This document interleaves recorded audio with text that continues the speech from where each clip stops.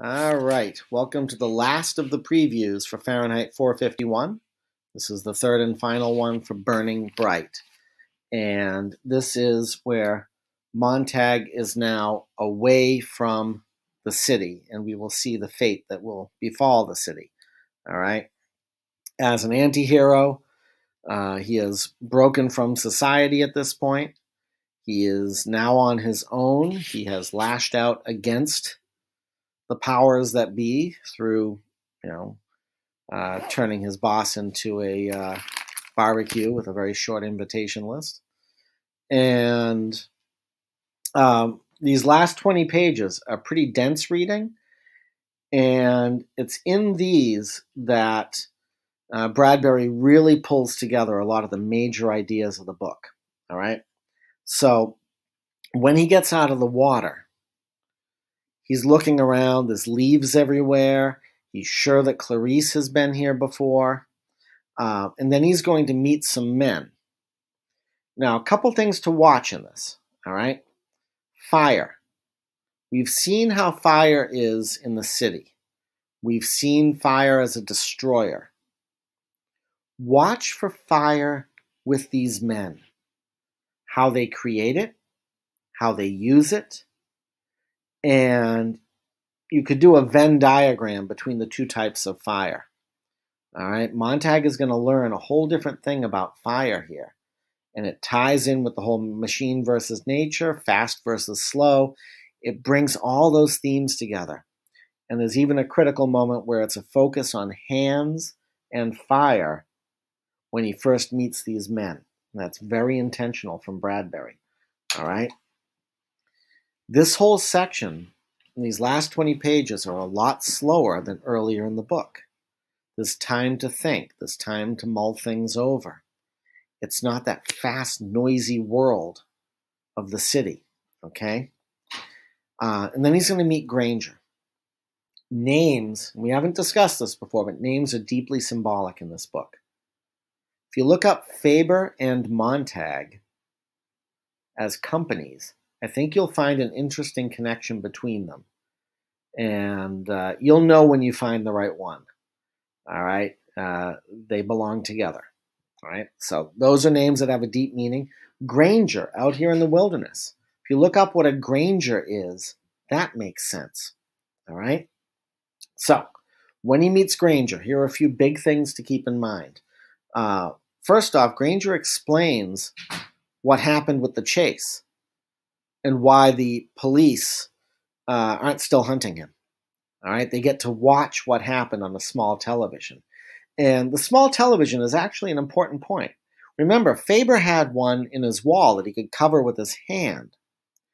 So by having Faber have one and having Granger and his men, these hobos, these old professors by the railroad tracks, have one, it should be pretty clear that Bradbury isn't saying that all technology is bad, that we should destroy everything. You can have it and use it. That's not the danger. Right? The danger is what we see in Millie and the others. Right? So be careful with extremes. There's nothing here that's saying all TV, all cell phones, all that stuff is bad. All right? It's a more moderate and thought out approach to technology. So, watch for the details about the hands, and Granger will explain why hands are so important. That's why I've had you track the page references up to this point. Granger will tell you about a relative of his who was a sculptor, and that passage, all right, on 148 to 150, when he really describes this, is absolutely critical. Read it slowly, read it carefully, okay? And that'll be one of our discussion points. He also introduces the men as books, which is kind of weird. Each of them is a book. What's that mean? All right? Don't dwell too much on it. It's something you might want to ponder. But you can drive yourself crazy with some of this stuff. Last few things. Millie. Montag is going to imagine what happens to Millie. And we'll see what happens to the city. All right? Why does he want to picture Millie this way? And in her last moments that he imagines, is it a moment of anger, sadness? Is it hopeful?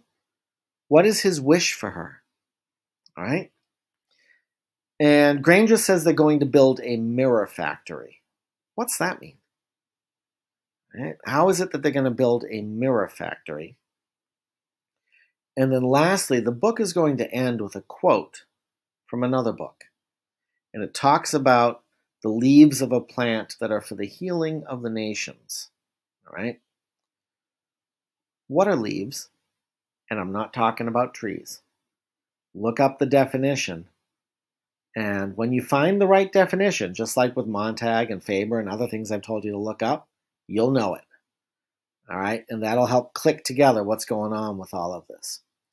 And at the end of this, it is clear that Montag is on his journey as the anti-hero now with these men to continue something for society. All right? Keep in mind, you're not going to be able to figure everything out. This book has many layers. The goal is to have a good grasp on one thread that you can pursue. Remember, your core essay is about his development as an anti-hero. That's perfectly fine.